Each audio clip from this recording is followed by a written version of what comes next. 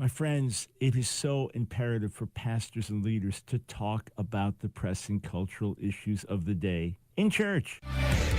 It's time for The Line of Fire with your host, biblical scholar and cultural commentator, Dr. Michael Brown. Your voice for moral sanity and spiritual clarity. Call 866-34-TRUTH to get on The Line of Fire. And now, here's your host, Dr. Michael Brown. Welcome to The Line of Fire. Michael Brown, thrilled to be back in our studio in North Carolina. We've got a lot of crucially important ground to cover. I want to address yet again how imperative it is, and I want to encourage and strengthen pastors and leaders, how imperative it is to speak to and speak about the relevant cultural issues we are facing as a church, as a society, as a people today, as families, as individuals, as young people, as old people. I want to do that, and I want to do my best to help equip. Also want to talk to you about more significant pushback. We've told you for years that there was a pushback coming, that there would be a gospel-based moral and cultural revolution that would push back against some of the craziness and the godlessness of the society. It's not primarily a political thing. It is primarily a spiritual and moral and cultural thing. However, it's broader than just gospel-based. It's happening in many other aspects of the culture, quite apart from the gospel. We're going to talk about that today. Take your calls because we are going to, I'm going to be responding to different questions on Friday, but not by phone. I'm going to pre-record that broadcast, and it's going to be a fun broadcast you do not want to miss. But I'm going to open the phone lines today like I normally do on Friday. So anything you want to talk to me about, anything you want to ask me about, phone lines are open. It can be theology, it can be culture, it can be politics, or you could be someone who does not like me at all and you want to give me a piece of your mind. So we'll pay for the airtime, and you get to do that. 866-34-TRUTH, 866-348-7884. So I will get to the calls a little later in the show, but now's a good time to call so you can get through, and we can make sure that we get to your call. Okay. I want to say at the outset that I'm here as a friend, supporter, helper of pastors and Christian leaders. Not a basher, not an attacker, not one here to say you're doing this wrong, doing this wrong, doing that wrong. Unless you have pastored a congregation, you have no idea what's involved with it. Just like unless you've had kids of your own, you still don't understand everything that's involved with having kids of your own. There are lots of things, unless you've lived through it, unless you've been in the Army and been in the midst of military conflict, you can talk about it, but a lot of things have to be lived out. So it's the same thing with pastoring a congregation. The difference with pastoring a congregation is that everybody thinks they know better. That you all sit there and you think, oh, if I was doing it, I could do a better job there. And then you're put in that position. You think, whoa, boy, I'm not a pastor. I'm not called to be a pastor. All elders, all leaders should have shepherd's hearts. Yes, that's true. And I've served as a congregation elder for years, and I seek to be a spiritual father and mentor to people, right? Caring about them and helping them grow in the Lord, helping disciple, mentor, etc. But there are gifts that a real pastor has that are not my gifts. I pastored for a few months. We had to remove a colleague because of adultery, and now we were bringing in someone new, and there was an interim, and I threw myself in. And God really sensitized my heart. Instead of bringing these strong, wake up, prophetic, shake up words, they're much more caring and compassionate and tender. But boy, did I realize there's just a lot I didn't see and a lot I didn't understand. And so you're a pastor in a congregation, maybe even a smaller one, where you don't have as much staff and help. There's a lot that falls in there. You're thinking, okay, do I just want to teach through a book of the Bible and do that? Or do I want to just have a long series that's really helping to strengthen families? Or how can we better equip young people living today? Or, we need to deepen our prayer lives. Or, boy, people just don't have their finances order. I want to help teach on financial principle. Okay, and, we want to deepen people's spiritual devotion. We want to strengthen marriage and family. We want to stand with singles. We want to do outreach in our community. We want to have a missions mentality. We want to help the poor. There's a lot going on. So my desire here, my purpose here is not to throw something else out and you say, you got to do this, but to say, okay, we have plenty of resources. There are plenty of others out there that can help. It is imperative, pastors and leaders, that from the pulpit or whatever settings you have, Bible study setting, small group setting, however you disseminate the word best, that you address the pressing moral and cultural issues. You know, I was just talking to a pastor of a multi-ethnic church, and he was saying that with the killing of George Floyd, it was very difficult to say things that would seem satisfactory to everybody because each side had certain sensitivities and pain. And, you know, one pastor was telling me in Texas, he said, my church is basically 1/3 Hispanic, 1/3 black, and 1/3 white. And he said, and we lost people from all sides after the George Floyd killing because whatever I said either offended one group or didn't satisfy the other group. So it's not a matter of pleasing everybody. But this pastor said to me that he sat down with black leaders in his church, with black brothers and sisters, and said, I just want to hear your story. And it was quite overwhelming for him to hear person after person after person with stories of discrimination and mistreatment over the years, not just imagined, but literal experience they didn't even know about for years and years and years and years. You know, we all have blind spots, but I can share things from my life experience as a follower of Jesus or as a Jewish follower of Jesus or as someone that does debates and different, whatever it is. I can share things that would shock you that I've gone. I mean, they're minor overall, but you just don't know them because you don't live in my skin. So you have to have the conversations. If I'm more familiar with one part of the body or one part of the world, right, say as an American, now there's an international conflict. Well, I know the American perspective. I live here. I lived here my whole life. And I've been overseas several years total of my life, but I'm not an international. That's when you just say, hey, what does it look like from where you are, from your country? And just to understand better. So this past week, Sunday morning did 3 services, then Sunday night, then Monday night, then a leadership meeting Tuesday morning. So I was in Valley Stream, Long Island, Bethlehem Assembly of God. My dear friend, Pastor Steve Milazzo. We've known each other now for 40 years. He came as a student in the ministry school, Christ for the Nations, that used to be on Long Island. When I was teaching there, he came as a ministry school student. He was 23. Our oldest granddaughter in a few days turns 23. Okay, so we've known each other a long time. I first preached in that church to the youth 50 years ago. Yeah, I was 18, 19, and I preached to the youth 50 years ago. Pastor Steve has been there all these years, first as just attending, then as a youth pastor, then as associate pastor, then as senior pastor. And the church has grown dramatically, planted other churches, doing so much in the community. I'm so thankful for God's faithfulness through Pastor Steve and the team there and what's happened over the years. Absolutely wonderful. And he doesn't pull back from the cultural issues, but again, he's not talking about that every week. That's not his major point. And this is the pastor I was talking about that sat with his congregants after the killing of George Floyd to hear perspective that he might miss. And it's so important we do that we sit in the same room and you say to someone from the heart, hey, tell me your story. Tell me what it was like growing up here. Tell me what you experienced. And we may agree or disagree with their conclusions, but at least it broadens our perspective and it sensitizes our hearts. So if you go through membership there at Bethlehem, you will be confronted with what the Bible says about marriage and God's intent with sexuality. So if you're in a same-sex relationship, you'll know, to be a member of this church, I can't be in a same-sex relationship. It's displeasing in God's sight. And when you walk in the building, there's signs. There's someone standing there with a sign saying, come as you are. Literally, a greeter with a sign, come as you are. Whoever you are, whatever your background, you're welcome here. We're going to love you, and we're going to share the love of God with you, all right? You want to go further, come into membership. Here's where we stand. There's no ambiguity, right? So when I was there Sunday morning, I was talking about the state of the nation, and I said that reflects the state of the church. So I spoke very openly, very plainly about different things, including transactivism, saying explicitly we need to pray for these individuals. We need to pray for, this drag queen story hour. We need to pray for these people, talking about those, maybe a gay activist pushing an agenda. I said that's someone for whom Jesus died. That's someone created in the image of God. I'm not demonizing people who need to pray. My issues with an agenda. So we were clear, we were compassionate, but we talked about these things very openly, about 13-year-old kids girls having their breasts removed and 10-year-old boys putting on sterilizing hormone puberty blockers and things like that. We talked about all that, just about look at where we are today. And I quoted warnings back from 1944 about the state of America, from 1959, and then even things explicitly talk about where we're at today with transgenderism and the blurring of male-female distinctions from 1968 to say, hey, it's past wake-up time. But that was all to say, that's because we, the church, have not been doing what we're called to do.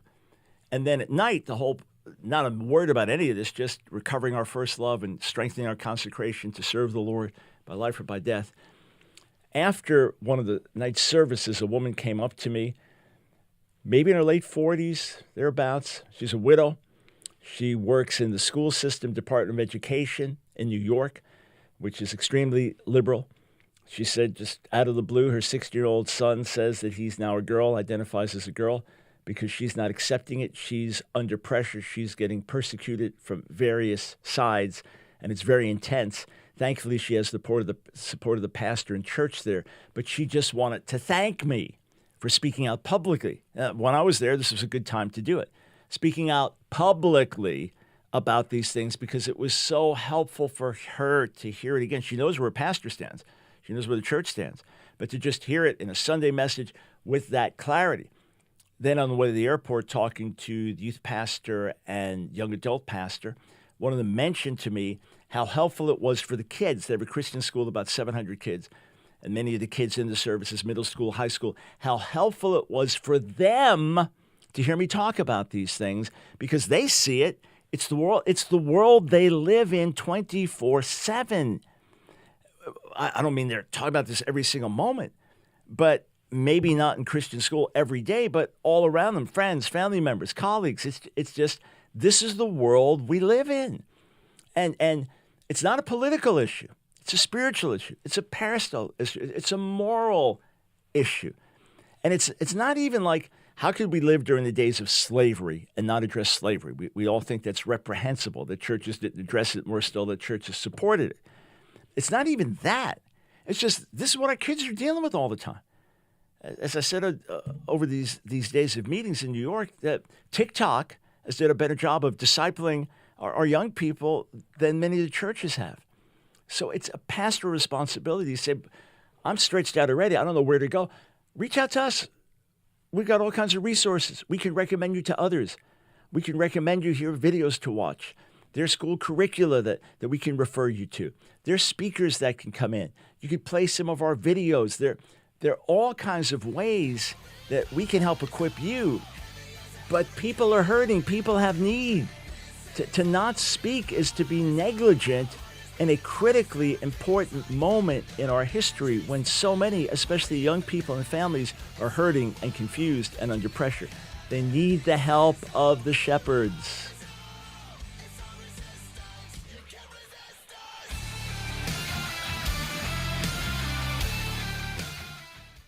I remember.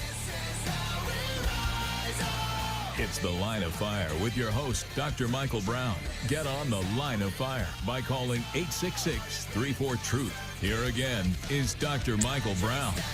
Yes, so I'm opening the phone lines today, all subjects, because I won't be taking live calls on Friday. So anything you want to talk to me about, 866-348-7884. So everybody say out loud with me, if you don't mind, supplements are not substitutes. Supplements are not substitutes, but supplements can help. So, before the meetings, getting up early Sunday morning to picked up a few minutes after 8 in the morning, getting back to the hotel around 2. So the number one thing that empowers me to be full of energy is on year 69 years old, full of energy, vision, faith, vitality, literally jumping for joy in the services. That's the healthy diet. That's number one. Then exercise, that's important too. And I'm doing my best to change sleep habits to get even better sleep than I've gotten before. And then these Trivita supplements are a real blessing as well. And some of you aren't doing the diet or the exercise. All right, well, you at least do the supplements, and maybe that'll give you a little motivation to work in the others, so it'll still help in other ways. You add it in with other good steps, boy, and it's tremendous. So to check out these great health supplements, or to just ask questions and say, "How I've got an issue with this, or I need struggling with energy, or there's inflammation or arthritis, whatever," give a call, 800-771-5584, 800-771-5584. Or you can go online, trivita.com, and use the code BROWN25. All right? But let us go to the phones. We'll start with Brian in Louisville, Kentucky. Welcome to the Line of Fire. Hey, Dr. Brown, I appreciate you having me on. It's a pleasure to be with you. I was just wondering, because I know that when you given your testimony before, you talked about in the early 70s, like going through substance abuse issues and before you came to Christ.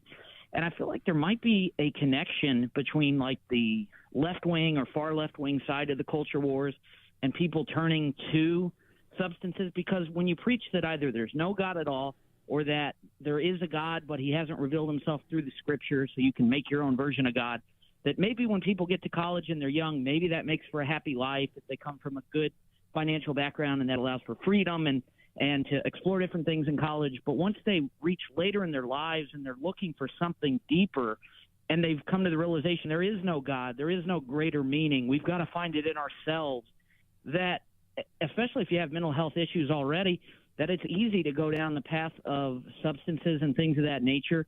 And I feel like when you take God out and you got, postmodernism and all that, that opens the door for substance abuse, because you're trying to find an escape somewhere.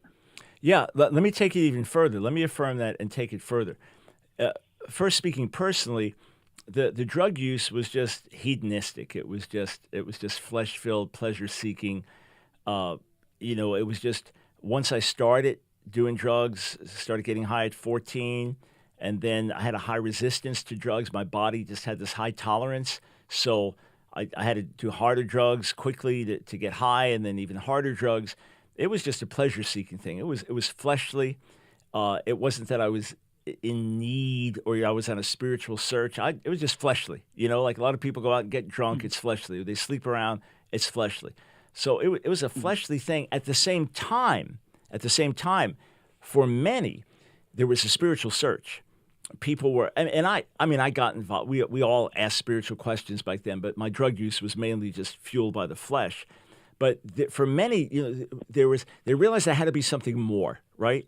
That there had to be something more in the American dream. We're seeing the assassinations of our leaders. There's the Vietnam War. There's the shaking of the society in so many ways. And I think there's got to be more than just the American dream and the whole peace, love, pursuit. And then it ends up, just getting hijacked by sex, drugs, rock and roll, Eastern religion, all this other stuff. But fast forwarding to today, it's not just you have to wait till you get older to see that a philosophy without God, or a philosophy without moral absolutes, or a philosophy that causes you to question even basic biological reality.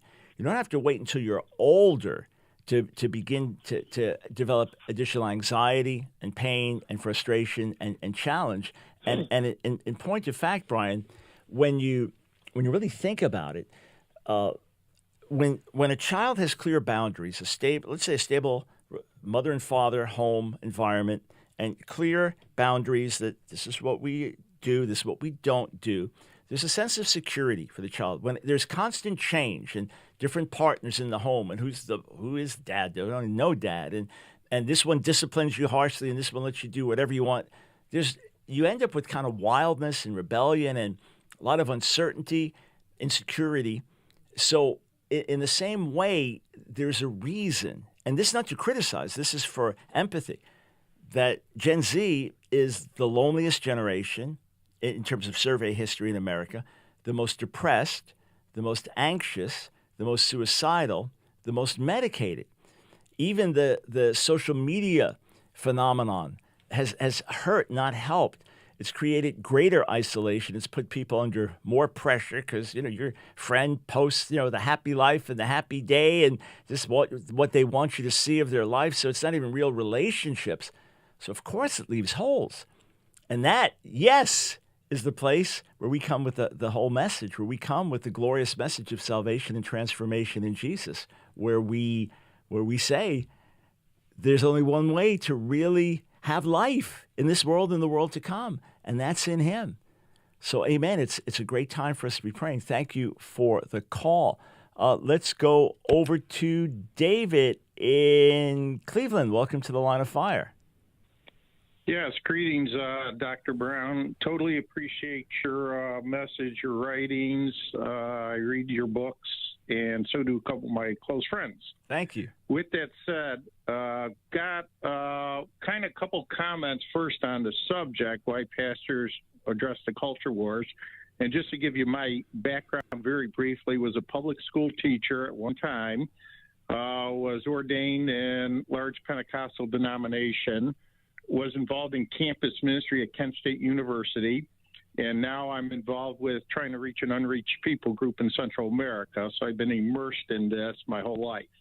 With that said, I see we have executive pastors, administrative pastors, youth pastors, children's pastors, but I don't see the rest of the fivefold ministry active in the local church almost nowhere. I don't see real prophets, though I believe in prophets. I don't believe, let's say, evangelists. Let's pick on that for a moment. And this is kind of a question then. Why can't we support evangelists whose main mission is to be out there with the unsaved, not sitting inside of a church building, but will hire all kinds of pastors to sit inside the building? Yeah. And I actually heard at a pastoral meeting when I was still part of a denomination, and I was involved again in campus ministry, one pastor spoke up who had a large church in the area, basically said, our campus students, they're future tithers. They didn't look at them as souls to be saved. They looked at them, they're our future tithers. I'll listen. Yeah, so listen, I'm going to respond, David, on the other side of the break in more detail. But let me just say this. Thank God for the many healthy churches that I know and work with around America in different parts of the world that really do focus on reaching the lost as well. However, without doubt, there is a major void here. In my book, The Silencing of the Lambs, one of the chapters is called Calling All Evangelists. And evangelists don't just go out to the lost, they equip the body to reach the lost. So whether it's a full-time staff member or whether it's just an elder or an anointed leader within the congregation that is really gifted with evangelism, yeah, it's not just pastoring and teaching and pastoring and teaching. There needs to be the prophetic perspective and those that have their particular burden. And then, yes, for the health of the church, we must be reaching out. We must be multiplying. We must be duplicating. And the key way that it happens is when the believers get mobilized. So if you've got a strong evangelistic leader, they help mobilize the believers. As everybody starts to evangelize where they are, it becomes contagious and it just becomes part of who you are. It is essential for the life and health of the body. And it's why we're here. It's why we're here. I thank you for the call. Hey friends, Michael Brown here. My delight to serve as your voice for moral sanity and spiritual clarity. We are living in such urgent times today, friends, that all of us are in the line of fire. There's a target on your back. There's a target on my back.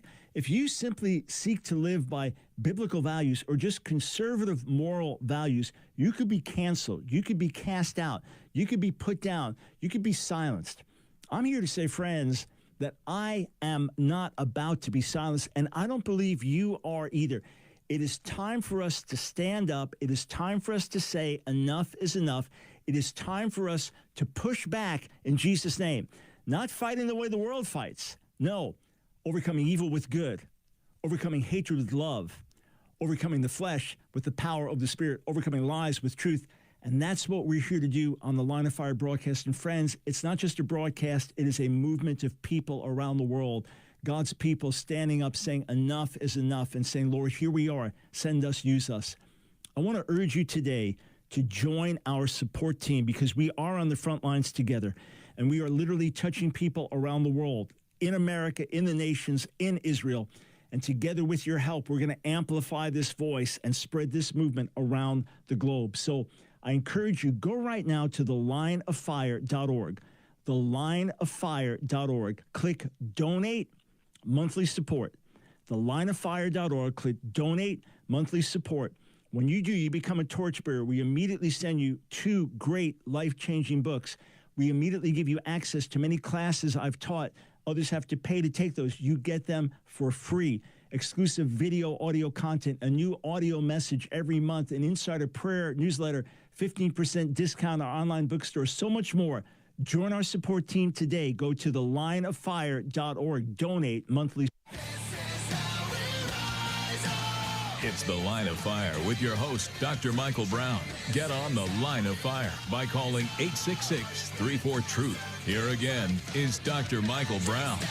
Thanks for joining us on The Line of Fire, because I will not be taking calls Friday. It's going to be a great show. You don't want to miss it, but I won't be taking live calls. You can call in now as you would on Friday, and shortly we'll get to all kinds of other topics. 866-34-TRUTH. All right, just getting back to comment a little bit more on what David had to say. Was it Oswald Smith, pastor, missionary statesman, who said the church that does not evangelize will fossilize? It's been said that new souls are the lifeblood of the church. Pastors have a calling to shepherd, so it is natural that their first thought is going to be the well-being of the flock and the health of the flock and the nurturing of the flock and the grounding God's people in the Word and in sound teaching and lifestyle. So that's obvious. But unless that pastor also has a strong evangelistic gift, and I know some of my colleagues are very strong pastor/evangelists, and they function in both effectively. Unless that's the case, then others have to be raised up as well. You know, just like, for example, if your primary calling was an evangelist and you planted a church, you better believe you need to bring on pastors and teachers to help shepherd the flock. Or if it's not paid staff, just raise up those people in your midst, because that is body ministry, right? You know, just pointing the index finger, this prophetic word, well, that's wonderful, but that's just one finger. What about the rest of the hand? What about the function there? So it's the same with the body. And we tend to be, with the church model that we have, kind of everything taking on the characteristic of the senior pastor, and that's, you can't expect one person to do everything. That's why team ministry is so important. So plurality with headship. You have a team of leaders with one leader as the head leader leading the way. And again, it's not to criticize, it's to say, hey, get yourself some help or recognize the need, pray it in. You know, in our own ministry, I don't make financial decisions. I don't. It's not my gifting. I tend to step out prematurely or not budget things well. You know, maybe you want to pay out more money, be generous in a certain place here where we can't, or give here where we can't, or you know, okay, we'll take this step in faith and it's just my own optimism and it's not real faith. So any major financial decisions day by day, if this and I can be consulted, you know, the key couple that leads our ministry, one directing the operation and the other overseeing the finances, they work together every day. And, you know, we'll talk about it, but I leave the decisions to them because they're gifted in it and they're strong in it and they're anointed to do it. And they do an amazingly excellent job. So it's freeing for me. It's not it's freeing for me. So pastors, leaders, you know what the saying, staff your weaknesses. Where you're strong, be strong, but raise up others or bring on other staff that does the things that you're not able to do so that the body can have overall health. And going for the lost and recognizing that this is why we're here. Yes, a healthy body, making disciples, right? Winning the lost, making disciples. That's why we're here. We're here to know God and make him known, to be disciples and make disciples. That's why we're here. All right, I'm going to go to the phones again in a moment, but thank you for that call, David. I appreciate it. So I've been talking for years about an expected pushback. I've been saying it's coming. I've been saying that as the radical left will have more and more victories in court and more influence in society, that it's going to cause a pushback, that the radical left will overplay its hand. And from day one, I mean, very early on when God began to burden me about gay activism in America and break my heart for the people, I saw that those who came out of the closet fighting for what in their mind is just equality and freedom, right? Why can't they live their lives the way a heterosexual lives his or her life? Why can't their relationships be as open and public as ours are? Why do they have to face harassment on the job just for being who they are when heterosexuals can be who they are? And why are they blamed for all the evils in society, and so on and so forth, and just they want to live their lives, right? They may have come out in crude ways. We're here, we're get used to it, but this is basically, in their mind, this is equality, etc., and fairness, liberation. At the same time, what I saw immediately was that ultimately those who came out of the closet wanted to put us in the closet. That was the inevitability. Those who came out of the closet wanted to put us in the closet. It's just the way it was going to unfold. I don't mean your average gay or bi person. I mean the activists. So we've seen that. And the more the pressure to get in the closet, the more opposition for us just living our lives, and the more pressure a kid in school has to give preferred gender pronouns or they're out, or a teacher has to agree to go along with some radical agenda for preschool, people are going to start to push back. So we've been saying that for years and years and years, and now it's been happening more and more and more. Even the pro-life movement, even though there's push back and forth and court victories and then political losses and so on, the overturning of Roe v. Wade, that was another major part of it. Having said all that, friends, where we're also seeing the pushback now is in the realm of education and in the realm of business, because the radical leftist agenda is self-destructive. It ultimately does not work. So it's one thing, for example, to say we really want to look carefully to make sure that we are not excluding candidates because of race, because of ethnicity. We want to make sure that our structure, just the way it's set up, or our presuppositions, or the people that we are potentially looking at, that the way we've set things up, that we're not discriminating, that we are not excluding certain people. Look, you could give a test to a kid in the suburbs and a kid in the inner city. You could use inner city vocabulary for the kid in the suburbs, they'll flunk. You could use suburbs vocabulary for the kid in the inner city, they might flunk. And we're just looking at it as intelligence, where a lot of times it's just vocabulary and culture, right? I mean, give me a slightly exaggerated point, but you get my point. So it's a great thing to say. We want to do our best to have equal opportunity, right? But the way DEI has worked itself out has been very destructive, because what it means is here's a CEO saying, okay, I want the best man or woman for this job because this is a critically important job and the success of our company hinges on this person doing their job well. But I can't hire that person because basically a quota or an expectation that it has to be a woman, or it has to be a person of color, or it has to be someone who identifies as someone on the LGBTQ spectrum. Or, well, now it's no longer a meritocracy. Now it's no longer may the best person win the job. And again, may we look at our systems, our structures, so that there is equal opportunity for all, and there's not discrimination against people built in, which we've had over the years, right? I mean, Harvard had quotas against Jews. Schools would let in blacks. I mean, these are things that have happened over the years, right? So we've had that. And wherever it still exists, tacitly, explicitly, let's deal with it. But you end up with this reverse discrimination. So you have Asians taking major universities to court saying we've been discriminated against. Even though we were a minority because we're successful, now we're not in the minority anymore. I mean, Jews in America are a lot smaller minority, say, than African Americans, yet we're not really looked at as a minority because of our success. So it's not just minority status, it's success status. So these Asians said we got discriminated against. And others have said we're getting discriminated against. I saw one radical leftist saying the next president of Harvard University must be a black woman. Why? If the best candidate to run the university was a black woman, awesome, man, I'm cheering her on. More power to her. Awesome. If it's a white woman, if it's a black man or a white man or a Jew or a Gentile or a Native American or Hispanic or Asian or whoever, go for it. Let the best person get the job.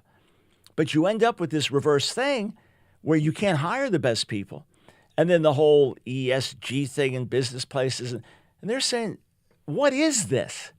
So people are seeing the radical left mentality, the Marxist thinking that has permeated our universities and has even made its way into our children's schools, where everybody's either in the class of the oppressor or the oppressed, or the colonized or the colonizer. They see the way the world is being divided, and they're pushing back. What is this? And where's the education I sent my kid to school for? Where is this? And as it's getting exposed more and more, there's so much egg on the face of these major universities as the anti-Semitic atmosphere in so many schools that I've known about for years. Now it's coming out more and more and more. And instead of that degree saying, I got a degree from MIT or I got a degree from Harvard, it almost becomes an embarrassment. You know, they've taken hits, some of these schools, massive hits in enrollment or new applications, and massive hits in donors. And then on the business end, a lot of business people are saying, we're getting rid of this stuff because we got to hire the best people for the best job. So again, you have discrimination against people that keeps qualified people out because they're in a minority or they don't fit our ethnic profile. That we want our company to be pristine white. Certainly, that's been our history. So you don't even have a door open for people of color. So okay, we've denounced those things, said they're wrong. But then you swing the other way. And there's a push. This is another aspect of cultural pushback. We have been talking about these things coming for years, and here they are. So let me say this again. What is critically important is for the church to lead the way. Yes, we're glad that educators are waking up, or wealthy business people are waking up, parents are waking up, and more students are speaking up, and more are saying, yeah, the emperor has no clothes, and they're finally speaking up. And they're saying, this is madness. What are we doing? Why are we having drag queens shaking their hips, reading to toddlers, celebrate? Where'd the madness come from? And on, and I'm just throwing out one example out of many. That's positive. That's good. That's inevitable, because this radical left mentality does not work. When it actually plays itself out in real life, it doesn't work. And if you're, let's say, being hired as an accountant somewhere, a CPA, and a lot of your training was looking at how math is racist, or asking how you feel about particular things, as opposed to just learning math, you're not going to do well as a CPA. Again, a slightly exaggerated example, but making the point. So as these things flesh themselves out, and as the parents and the families and the students that worked hard to get into the most prestigious universities graduate, and now the degree is a liability more than an asset, you better believe change is coming. But we can't just sit back and say, good to see the change. We, as gospel witnesses, as those called to be the salt of the earth and the light of the world, have to do our best to put forth biblical values, to put forth a wise way of living based on Scripture, based on understanding who God is and who we are. And then we help lead the way by living it and by propagating it through the gospel message. We'll be right back, going straight to your calls.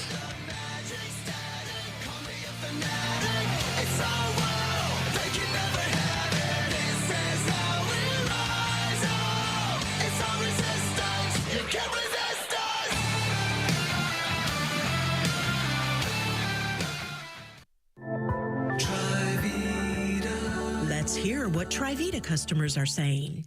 Dr. Brown, I can't wait to tell you that those supplements are absolutely amazing. My strength has gone up at least 15 pounds in everything I do. I mean, I can curl, like I'll usually do curls with arms. You know, I'll do 40 to 45. I was doing 60-pound curls 10 times in each arm. And then yesterday, I did a back workout, and I was doing weight that I haven't done since my 20s. And I usually ride my bike to the gym. It's about a 10, 12-minute bike ride. And then on the way back, after I've done my weight training, you know, I ride back, but I'm huffing and puffing. And I rode my bike there and back, and I had so much energy. I'm telling you, the combination of the nitric oxide with the MyoHealth is just amazing. I can't believe how much strength I have right now. I mean, I'm just really excited about it. Trivita wants you to experience wellness too. Do something good for your heart and cardiovascular system. Learn how to get 25% off Nitric Oxide Plus. Call 800-811-9628 or go to trivita.com. Use promo code BROWN25 in the shopping cart to receive 25% off your first order, and Trivita will give a substantial portion of your order to help support the Line of Fire radio broadcast. Call 800-811-9628 or go to trivita.com. Use promo code BROWN25 in the shopping cart. Get 25% off Nitric Oxide Plus. Call 800-811-9628. 800-811-9628. It's The Line of Fire with your host, Dr. Michael Brown. Get on The Line of Fire by calling 866-34-TRUTH. Here again is Dr. Michael Brown. All right, going to go to the phones, 866-34-TRUTH. By the way, I can't believe I did this. The very first thing I wanted to do at the beginning of the show is to tell you, it should be next week, we send out our first ever Frontline newsletter. We're going to share some neat things happening in Jewish ministry that will really bless you. Every month there's Hebrew Word of the Month. We've got book excerpts, quotes, testimonies. You're going to really look forward to getting this. It's absolutely free. It's coming your way digital, so you can read it on any platform. If you're not getting my emails right now, I meant to do it at the beginning of the broadcast and a few times since, and I didn't. Okay, go to thelineoffire.org, thelineoffire.org. Right on the homepage, sign up for the Frontline newsletter as we stand together on the front lines making a difference for the Lord. Thelineoffire.org. Sign up for the Frontline newsletter. Tell your friends, and we should be sending it out. We're just finishing the formatting and everything this week. Should be sending out the first one, and you'll get it once a month, starting hopefully next week. All right, we go to the phones in Franklin Square, pretty close to where I just was, Franklin Square, New York. Rick, welcome to the Line of Dr. Fire. Brown? Hey, I'm here. Hi, Dr. Brown. Yes, sir. Go ahead. Hey, this is Rick. Sorry I didn't make it to Bethlehem Assembly of God. My work schedule wouldn't allow me to get there, but I really wanted to be there. All right. Well, it happens. So I wanted to ask about Revelation 16, verse 15. Okay. I wanted to get your interpretation of this particular verse, because I believe this verse insinuates a lot. And if you could read this and interpret it, I'd appreciate it, because there's something in there that I don't understand. Yeah, Revelation 16:15. Behold, I'm coming like a thief. Blessed is the one who stays awake, keeping his garments on, that he may not go about naked and be seen exposed. So as I was understand this, just in generalities, okay, he's speaking this, the wrath of God is being poured out on the earth. He hasn't come yet, an indication that his coming is not before the tribulation, but at the end of. So this is Jesus still speaking about his return as the wrath of God is being poured out on the earth. And when he threatens to come like a thief, it's for those who are asleep. And it says in 1 Thessalonians 5 that we all know that the coming of the Lord is like a thief in the night. But for those of us who are in the Lord, who are children of the light and children of the day, his coming is not like a thief, because the thief comes in the night and we're children of the day. So to those of us who are serving him, alert and ready and longing for his return, he doesn't come like a thief. He comes with signs of expectation, and then we lift our eyes in readiness, and he catches us up to meet him as he returns to establish his kingdom on the earth. To those now, when he, Dr. Brown, when he is stating here, make sure your garments are on, lest you be exposed with your shame, is that insinuating that pretty much everybody could possibly, if it weren't for those garments, that everyone could possibly be exposed as a shameful person? Yeah, I mean, certainly without, and I was about to get to that part, so thanks for pushing me over there. Yeah, remember in Revelation 3, he's used this language with Laodicea, the church in Laodicea. You say I'm rich, increased in wealth, and have need of nothing, but don't realize you're wretched, pitiful, poor, blind, and naked. So buy from me salve for your eyes so you can see, and gold that you can be rich, and garments to clothe your nakedness. So we are, if there are people claiming to be followers of Jesus, but who are living in sin, caught up in the ways of the world, living in self-deception, they may be church-going, but they're still naked, and they will be exposed on that day. And the garments that we wear, later in Revelation, it speaks about the white linen garments that we wear, which is the righteous deeds of the saints. So we are cleansed with the blood of Jesus. We live out lives that are pleasing in his sight, and those are the garments that we wear, living in readiness of his coming. Those that are living profligate, sinful, hypocritical lives, they're naked, and when he comes, it's going to catch them off guard, and they'll be exposed. Okay, can I ask you this? I looked at this Greek word for thief, and it's the word kleptos in the Greek, and it's defined as an embezzler or a pilferer, according to BibleStudyTools.com, interlinear word study. This word embezzler and pilferer, does that really match up with what you're describing as far as Jesus coming as a thief? Because I'm a little confused about the definition of the word. It just means thief. That's that. Okay. In other words, it could use in different contexts. Like an embezzler could be a thief, or a pilferer could be a thief. But the Greek word itself just means thief. In fact, when I'm even looking at lexicons just here, in my software, the definition is thief. So don't try to read too much into that. Sometimes. It's just like in English, when we say thief, we mean thief, right? And someone who doesn't know English, they're trying to understand what's the difference between a thief and a robber, or between a thief and a burglar, but we pretty well understand it. So sometimes we try to read too much into it. But remember... Well, I appreciate your help with this. Yeah, let me say this last thing, Rick. If you remember, in one of the parables of Jesus, he talks about being ready for his... like a king goes on a journey, right? And one of his servants thinks, he's away for a long time. He's not coming back for a while. So they begin to party. They begin to get drunk and beat other servants and things like that. He says, that master, that king, is going to come at a time when the servant wasn't expecting it. And that is really what happens. So again, the key for us is very simple. It is living as children of the light. Let me just... take this a little further. I want to read a few other relevant references here. So let's go to Romans 13, the end of Romans, the 13th chapter. And look at what Paul writes there. He says, beside this, verse 11, you know the time, that the hour has come for you to wake up from sleep. For salvation is nearer to us now than when we first believed. The night is far gone. So here we have this night-day imagery again. The night is far gone. The day is at hand. So then, let us cast off the works of darkness and put on the armor of light. Let us walk properly as in the daytime, not in orgies and drunkenness, not in sexual immorality and sensuality, not in quarreling and jealousy, but put on the Lord Jesus the Messiah and make no provisions for the flesh to gratify its desires. So you have this imagery. Walking in the light means walking in purity, walking in holiness, walking in love, walking in truth.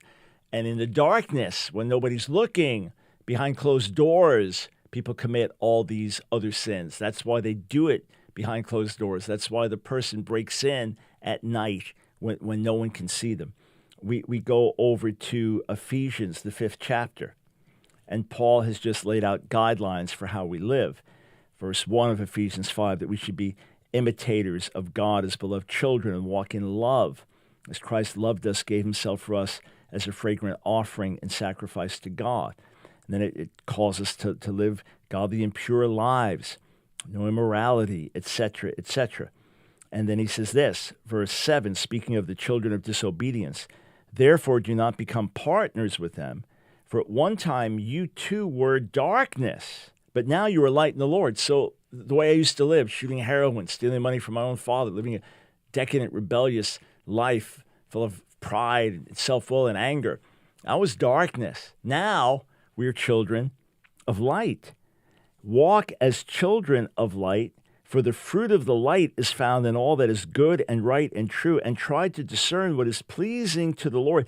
Take no part in the unfruitful works of darkness, but instead expose them.